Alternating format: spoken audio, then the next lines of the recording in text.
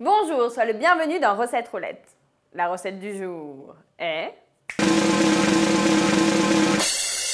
les pains pita.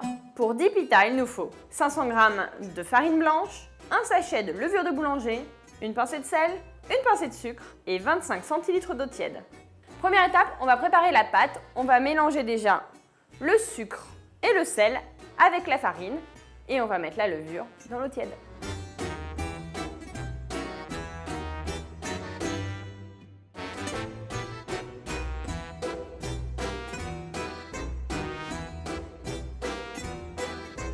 Je vais maintenant mettre la farine dans le saladier, creuser un puits avec mes petits doigts et y verser l'eau avec la levure. Et ensuite, il ne nous restera plus qu'à amalgamer les deux ensemble. Alors, si jamais la pâte est un peu trop sèche, n'hésite pas à ajouter quelques gouttes d'eau. Si d'aventure elle colle un peu trop, par contre, ajoute un tout petit peu de farine. Mais attention, parfois ça se joue à vraiment pas beaucoup de choses. L'idée là, c'est de former une boule de pâte. Donc on malaxe jusqu'à ce qu'on ait une pâte bien homogène.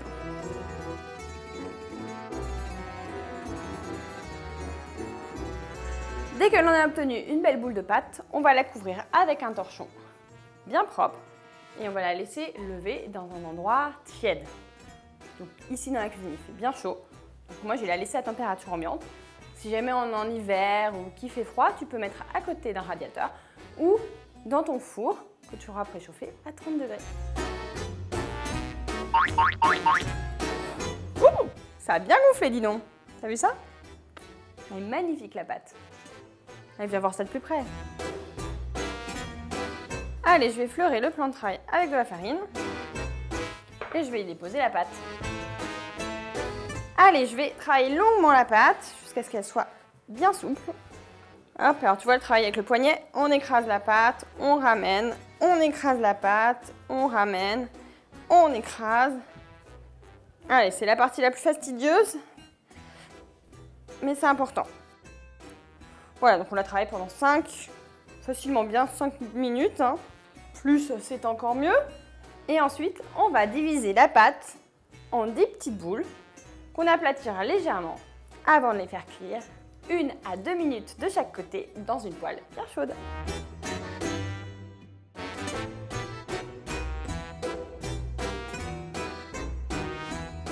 Maintenant que j'ai séparé la pâte en 10 petites boules, et ben je vais tout simplement aplatir ces petites boules comme ça, voilà.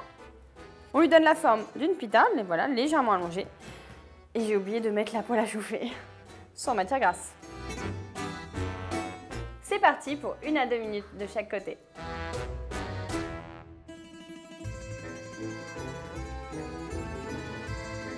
La dernière fournée est en train de cuire, ce qui nous laisse largement le temps de discuter un petit peu. Moi, j'aimerais bien savoir ce que tu mets dans tes pitas. Parce que les pitas, généralement, on les ouvre en deux et on met des choses dedans pour manger. Mais du coup, tu mets quoi? Là est la question. La réponse, c'est dans le commentaire. Juste en dessous.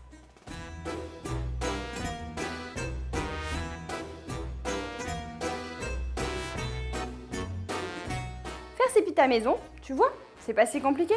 C'est comme la pâte à pizza. On peut la faire soi-même, c'est ultra simple et super bon. On se retrouve demain à 11 h pour une nouvelle recette. Et si tu ne veux pas en rater une miette, un conseil, abonne-toi à la chaîne Marmiton. Et pitassa que j'aime bien. Pitassa aussi.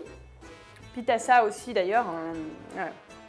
Quand j'y mange, pitassa.